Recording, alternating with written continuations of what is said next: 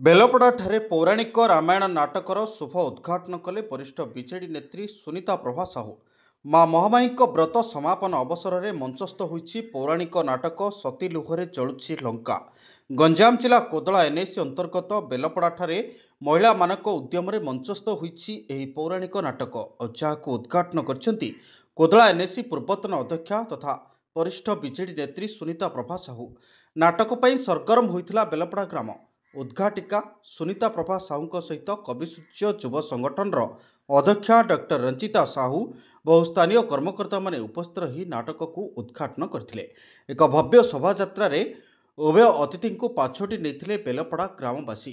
ଏହି ଅବସରରେ ଅତିଥିମାନଙ୍କୁ ମଞ୍ଚରେ ଭବ୍ୟ ସମ୍ବର୍ଦ୍ଧନା ଦିଆଯାଇଥିଲା। ଅଞ୍ଚଳର ମହିଳା ତଥା ଜନସାଧାରଣଙ୍କ ଭଲ ପାଇବାକୁ ନେଇ ପ୍ରଶଂସା କରିଥିଲେ ଶ୍ରୀମତୀ ସାହୁ।